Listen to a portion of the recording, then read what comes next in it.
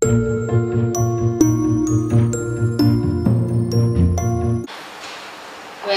I'm going to tell a joke. There was this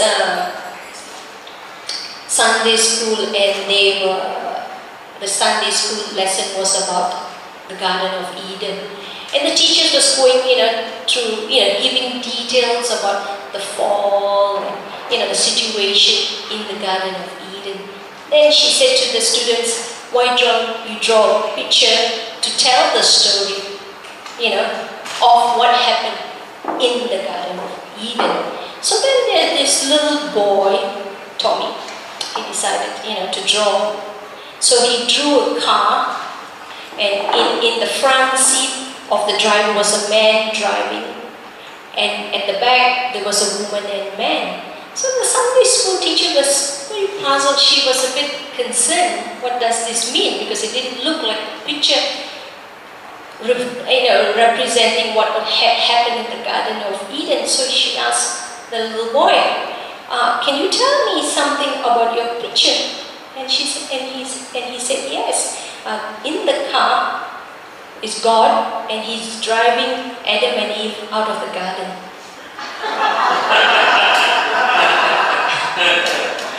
I thought that was cute.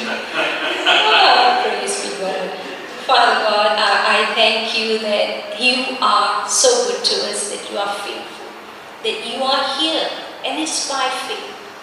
Father, I ask that hearts and minds be changed.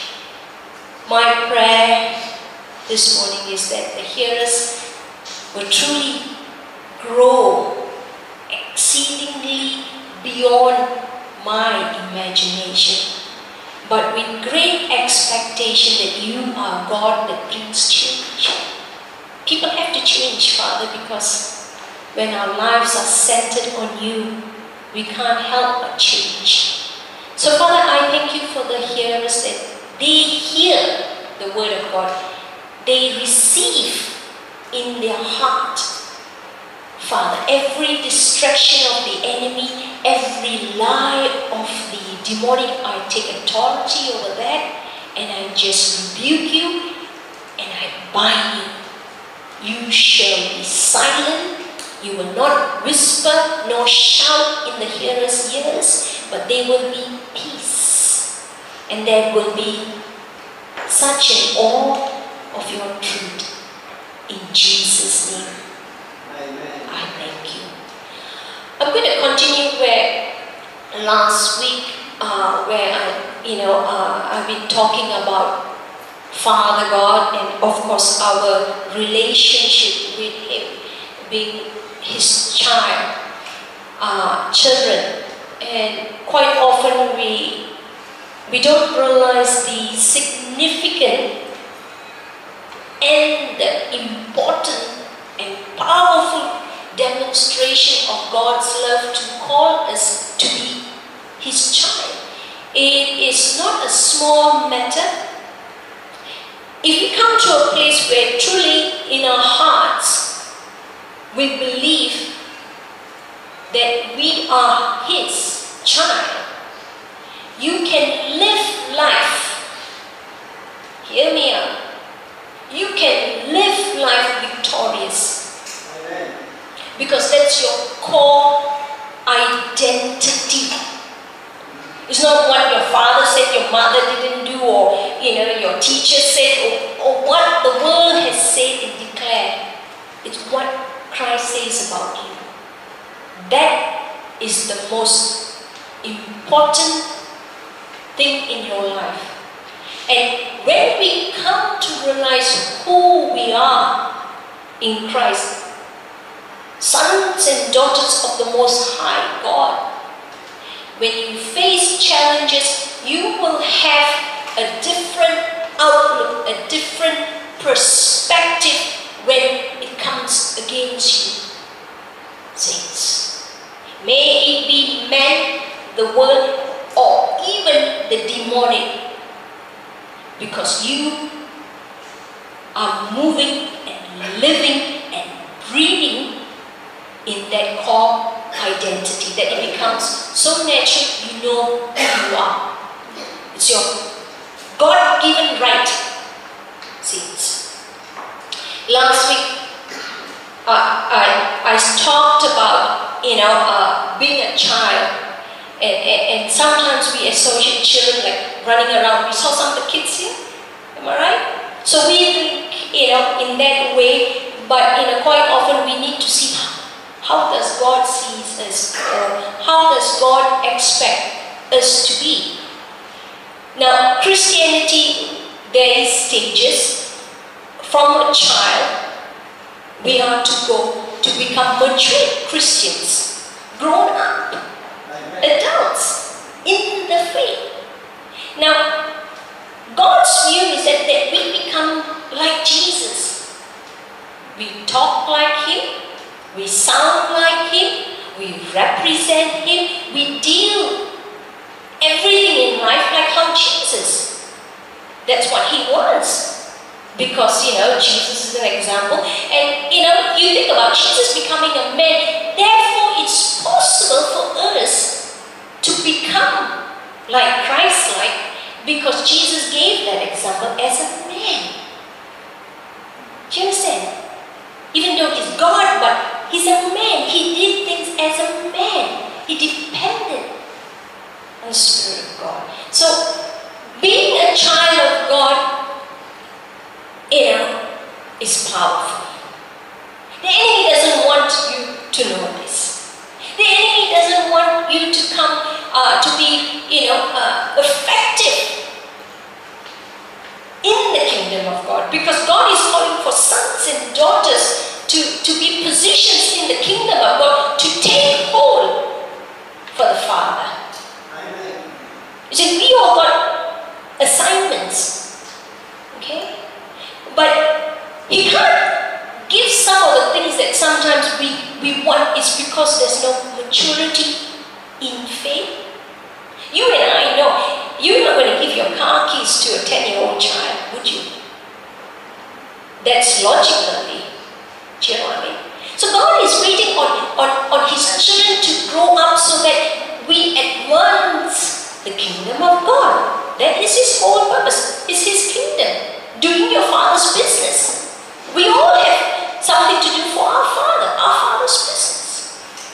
Yes, that's right. So last week, I wanted us to know, that there are stages in Christianity. Now, it really depends on you. Now, God does the work, but He doesn't force. It's we willing to allow Him to do that work in our life, saints. And can I have the slides? Can I go back to what last week? Last week I said there was 4 stages. There was the baby stage, I said the child, and then there's a teenager, and then you become a mature son or daughter in Christ. I spoke last week, if you are a baby Christian, it's nothing to think that it's embarrassing. We have to begin from somewhere. A baby Christian is that you are new in your faith, you are new in your revelation of who Christ. You decide to give your life to Jesus. That's what it means. A baby Christian, you are an infant. So I said last week that infants, there were things that even with babies, that to grow in the natural, a baby needs milk to grow. That's the food. Same thing with baby Christians.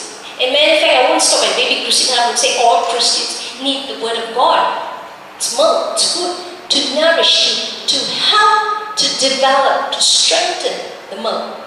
And I said, even baby, somebody who's new in the faith, can hear God. The third thing I said, they can get revelation. Revelation is like suddenly you get aha moment, God loves me. Or aha, God truly forgive me of my sins. Even though somebody tells you that God forgives you, but it's something that's disclosed. That means it's something that you couldn't see, you couldn't understand. It's like the blinkers or it unveiled and it's in your spirit deep. God forgives me.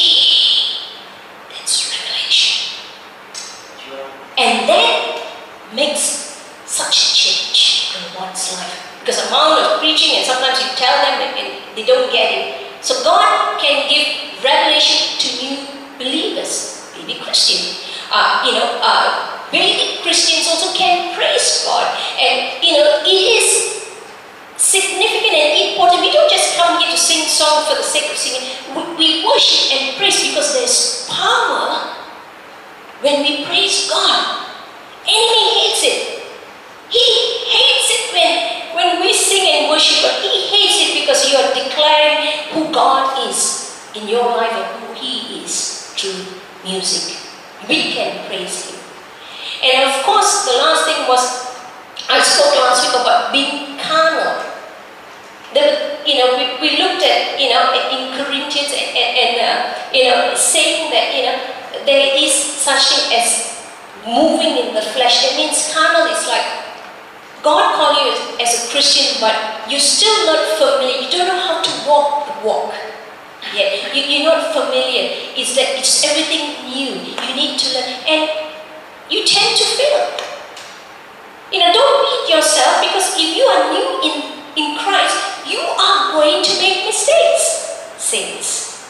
There's no such thing as the elite Christians, the super duper Christians, and the one that is not good enough. It has to do with maturity in the faith. And sometimes what we fail to realize, because in the natural, we look at the baby and can say, it's a baby. Am I right? We see with our eyes and we say, this is a baby. And we are very kind and very tolerant and very patient with natural baby. But when we come across Christians, and if we don't know that they are new in the faith, we don't have tolerance, we expect, you should not be doing this, you should do it. They are just learning to be Christ-like. And myself and Gordon, I must admit, we are more patient with baby Christians because we know they're new. They don't know any difference. We're learning to be Christ-like. But then there's the other group today. This morning, we're going to look at, those who are new in faith, baby Christians. Okay? You got an excuse. If you move in carnality, that means you move in the flesh. You still want to do the things that is of the world instead of being the person that Christ called you to be. Okay, that's baby Christian. But equally those who have been long in the faith and still behaving like babies. You and I know, if in the natural, babies don't develop and grow, we will take them to the specialists and ask, what's wrong with this baby? Why is this baby not learning how to stand up, not to crawl or to walk or not, you know what I mean? Time is passing, they're becoming older and older, but they're still moving as since the day they got saved. Looking through the scriptures, I find comfort. You know what? Paul himself, the great apostle, found it challenging, and so much so that he had to write letters to Christians regarding these issues. Now, hear my heart this morning, saints. Hear my heart. I'm not here this morning to condemn, but to instruct, to teach. It is out of love, saints. Because, I perceive by what you say that you want change. You want change. That's why you're here. You want a different life. That's why you come this morning.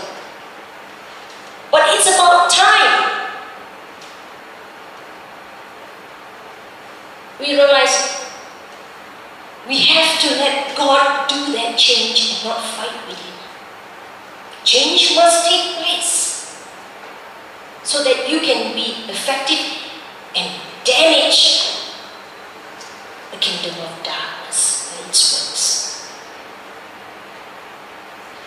Let's look at the next slide, please. Now, this is the stage. Baby, newborn. You know new babies can't read, right? Am I right? Okay. Don't beat yourself if you are new. Who feels that they are? Who feels that they are mature Christians? Any mature Christians in this house? Mature. Who babies? Who feels that they're babies? Who thinks that they are babies in their walk with God? Okay, 1, 2. It's okay. It's fine. Baby, it's fine. Okay. Next. So of course then there's the child growth stage. Now, I just want you to know, in the Greek when they call baby, there's 3 words. English is only 1 word. But when the scripture refer to baby, it's not, there 2 of the words is not a positive but a negative. It says very immature, very silly, simple-minded. So it's not a complimentary thing when the apostle says that. On the other hand, they say baby means new believers. But the child, on the other hand, it's a good word. It refers to Gerald as a child. Somebody who comes into faith, that we all are children. So children develop, children grow. So there comes a stage where once upon a time all of us were new babies, but then it becomes a stage where there is an opportunity to grow. Next one. Of course, then there's teenagers in the scripture. If you look at 1 John, the scripture talks about teenagers. We will go there. Okay, in this series, I will deal with Father God even disciplining his children and chastising to understand what the scripture says, and even we will look at what it means to be a teenager in Christ. And of course, the last stage is, can I have the next slide? Is matured sons. That's what God is looking for, matured sons in his kingdom. And matured sons and daughters, they become father and mothers of the faith.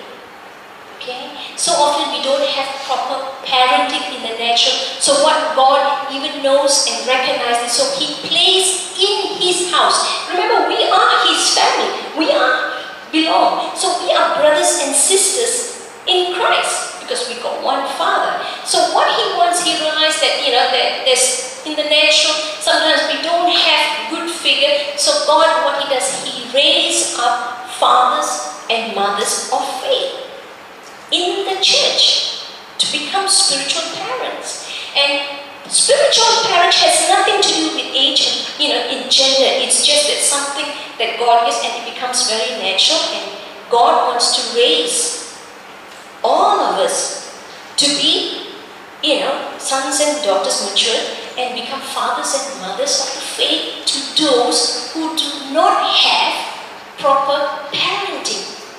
You know what I'm saying when I say proper. Things that other people are missing in their life, or they don't have that affirmation and love of what it is to be, to recognize of significance in their life. Now, we're going to look at the next slide in scripture. Okay. My question is this. I don't want you to answer it, but you have to be truthful in yourself. Because if you recognize where you are, then sometimes when you fail in your walk with God, you say, oh, I'm a lousy Christian, I shouldn't go to church, I must be stupid, I don't understand the Bible. You know what I mean? You are excusable because you are a baby. That's why we learn, that's why we have the Word of God. We are learning, not that you just go out and sin. That's not what I'm saying. But we tend to gravitate sometimes of our own things that we are familiar with. God wants us to learn. So, what stage are you in your spiritual development? You have to ask this question. Okay, I don't want to go there and put a stamp. You're baby Christian. Because you know what? With God, somebody can become into maturity in 6 months, 3 months. It depends on the individual. Do you know what I mean? We in the natural, we look at the time, well, it took 10 years for that baby to grow before went to school and so forth. But in the dynamic of God's kingdom, things can move rapidly, divinely, if one is willing to let Him. You know, He's not going to force you. He's very gentle. He always invites you. He always encourages you. But it has to do with your desire to want to do that. Okay? So ask yourself, where are you with your spiritual walk? I showed you the 4 slides. You need to ask the second question, are they hindrance to your walk with God? Because sometimes there are things that preventing you from developing and growth. You know, we need to ask the hard question, the truthful question, what it is or who it is that is hindering you, bring hindrance. It's something that is not good for you anyway, because they are stopping you from pursuing the things that God wants you to become. Ultimately, Christ-like. And of course, the third thing is, you know, carnality means flesh, and we won't look at that one second. Let's look at, I just want us to go back again last week, the scripture we looked at 1 Corinthians chapter 3, verse 1 to 3. Let me ask you, who doesn't have a Bible? Who doesn't own a Bible? Do you own a Bible? Okay, you will get a Bible. Yes, you give her that. Okay? Now, it's quite amazing. Sometimes people come for Bible study and they don't bring their Bibles. Where are your Bibles? I got my Bible in my head and my heart. No, where's your Bible? The Word of God, Scripture. Okay? Saints, I encourage you, come to church, even though I know, bring your sword. Bring your weapon. That's your sword. Saints, Bible. Get familiar with your scriptures. Okay?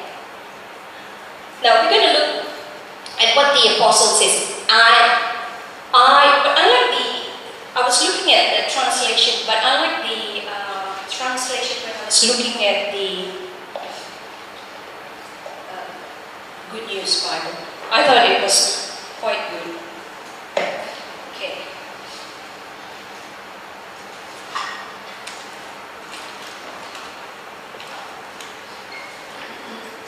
Here the apostle writing to the church in Corinthians, as a matter of fact, my brothers, I could not talk to you as I talk to people who have the Spirit.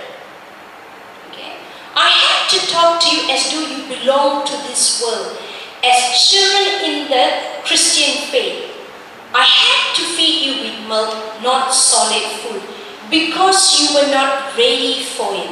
Even now you are not ready for it, because you still live as the people of this world live, where there is jealousy,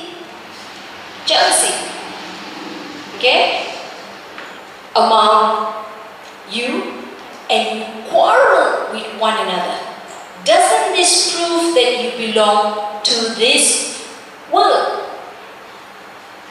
So here the Apostle Paul is saying this, he went and he established and he was saying that they are supposed by, a process of time, they're supposed to be mature Christians, but he said, you haven't grown up. It's like as if, I have to start all over again. Instead of depending and becoming like Christ, like they were reflecting like the world. So what were the things they were doing? There was jealousy. Saints, jealousy is a terrible thing. It eats the very core of your being. Jealousy. So if you want to know whether you're a baby Christian, be jealous. Let the fruit be evident, seeping out of you with that envious whoever and whatever it is, because we're always looking at what somebody else has. not being thankful, contented, and realize that God will do something. And of course, he's saying about fighting. Fighting. I mean, I don't know about you, but when my kids were small, they used to fight. They used to squabble. They would fight from not enough equal amount of cake, or the drink that you pour in the cordial, because one person had a little bit extra than the other one, and or that color, or this one, they would fight for anything and everything that you could think of. And I had to be the referee, and sometimes, I did a poor job. I shouted at them or gave them smack, or, because you couldn't cope with this fighting, squabbling, fighting. So, and the third thing, he was saying division. I don't know whether you know much about Abraham Lincoln, but in his time, in Abraham Lincoln, the American president, they had a civil war in the North and South. They had a fight. But when he became president, there were 7 states in America who decided to break off from America and become independent. He decided. And they say about President Lincoln, he was very good in the way he would communicate even to those who was hurtful. He told this thing, he says, we are not enemies, we are friends. We should not become enemies. I want you to look around. Take a look at each other. Take a good look. I want you to tell the other person, we are not enemies. Go ahead. We are not enemies. Love your enemies. You are not enemies. You know why? Because you are brothers and sisters in Christ. Amen. Simple as that. You belong to the family of God. Now you tell me, which family who has children, they're perfect and they don't fight and quarrel, although they shouldn't. I mean, if you're only a child, but you know what I mean? That's where God says the motivation for us is always love. Love. That is the very thing that holds us together, is love. And so we need to be aware. Is that person your enemy? Are you walking in the love, the spirit of love? Do you know what I'm saying? Take out that jealousy and strife and, sometimes people quarrel. There's small petty things. Believe it or not, small petty things. They focus so much energy on, it's a waste of time. There's mountains and there's molehills. You decide, is that a mountain or a molehill? That's what I look at. You want to waste time? Go for it, but it takes zap out the very life. Amen today? Amen. You're right. So, that's what we need to ask. Okay, maybe Christians, they're learning today. Mature in the faith, what's your excuse? What's your excuse? Now we're going to look at the next scripture, which is same 1 Corinthians but chapter 13. I think I like this small Bible. God, gave me this Bible and it's big and heavy. But I decided I like this small Bible. It's easier to carry. Okay, chapter 13, verse 11.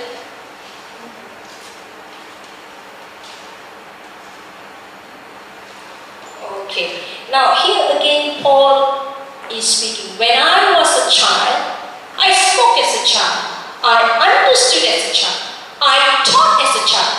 But when I became a man, I put away childish things. For now we see in a mirror dimly, but then face to face. Now I know in part, but then I shall know just as I also am known. And there and now abide faith, hope, love, these three. But the greatest of these is love. So Paul is talking about You know, the word child also is not, it means baby. It's not a very good, simple-minded. Okay? But then you look at what he's saying, that face to face, that sometimes, you can't see, we know in part, but one day, you will see Christ and you will come to see him as how he knows you intimately. That's what it means. But I want to look at that where we put away childish things away. Can I have the slide, please?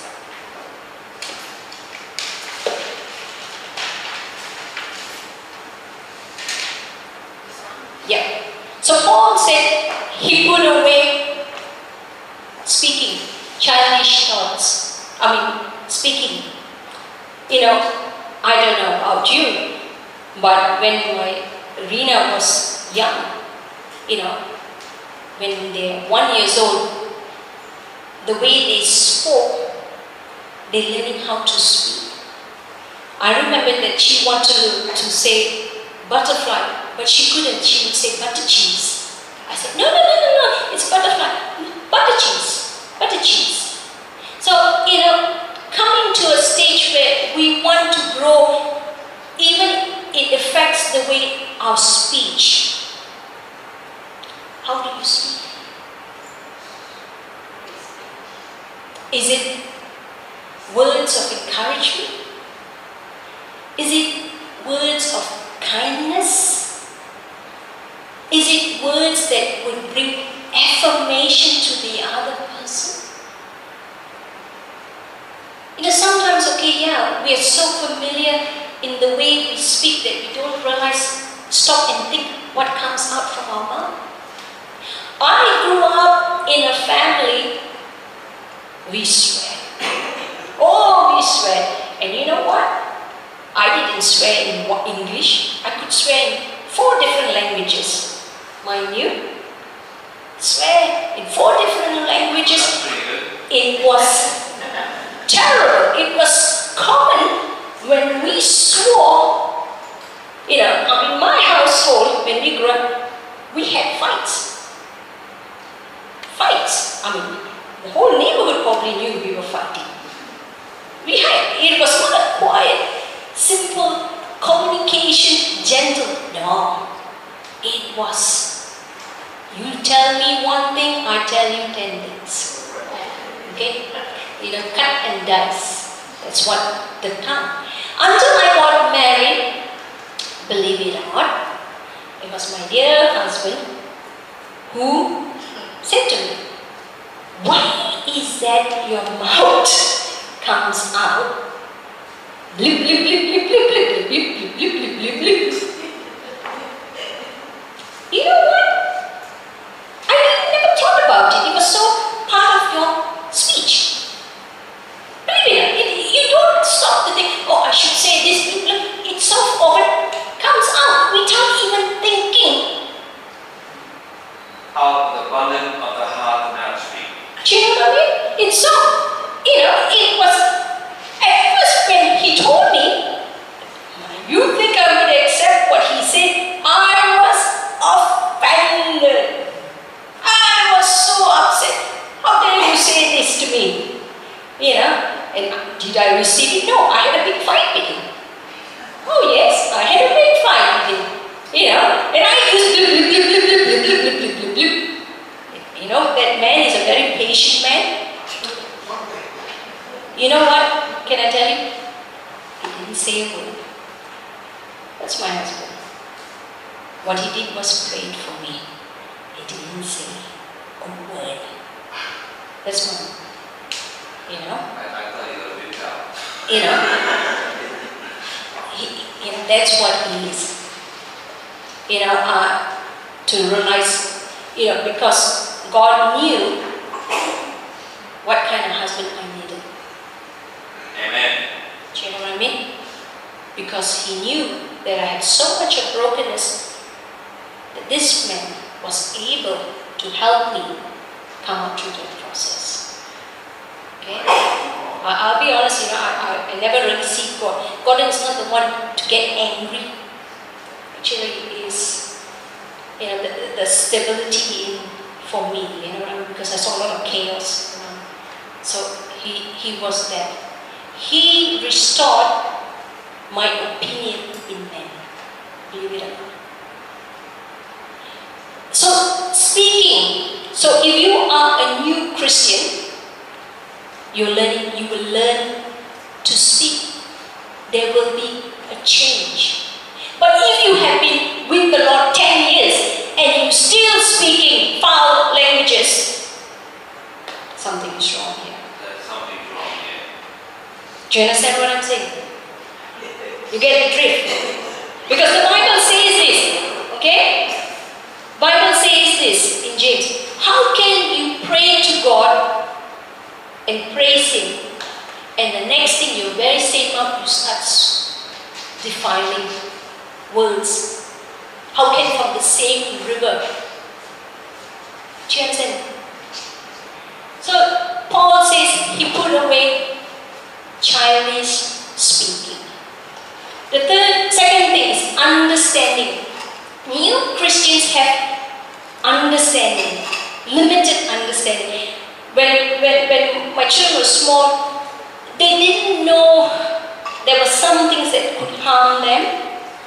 They didn't know everything, even they had to learn how to read and write. So there's a limited of not so much information. We can get information. What we want to talk is that knowledge, revelation that change one's life. So sometimes you may read your scriptures and you read and you don't understand what this is. It's okay. You know what? You're a new Christian. You're a baby.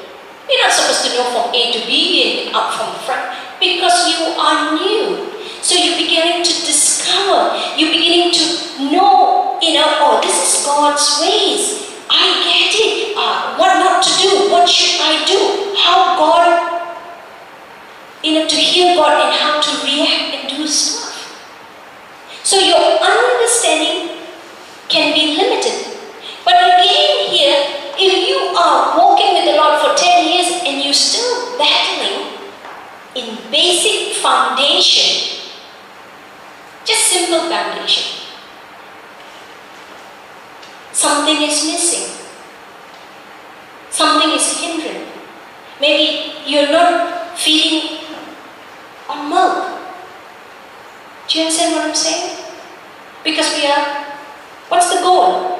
To become mature Christians, adult sons. So Paul said, even in his understanding as a child, he put away childish things. Okay? Because of your understanding, you're going to have a taught life. Your taught life will be also new.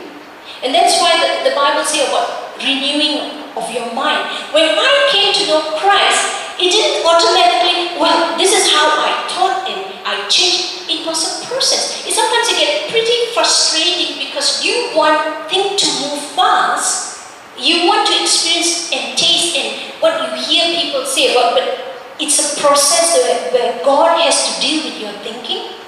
Because you see, some of the thinking has been structured for years and years and years, that it needs to be uprooted and destroyed and replaced by truth.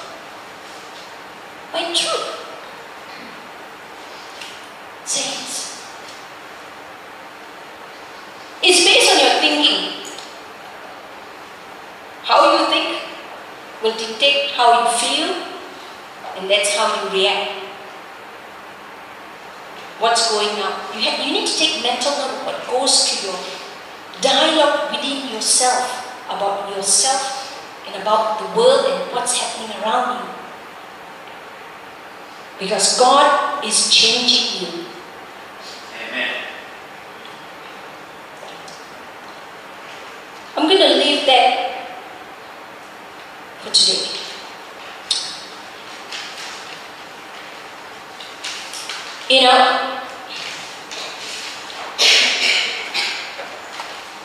If you look through the scriptures, they were, even in the book of Hebrews, it talks about when the apostles, they gave an idea of their foundation.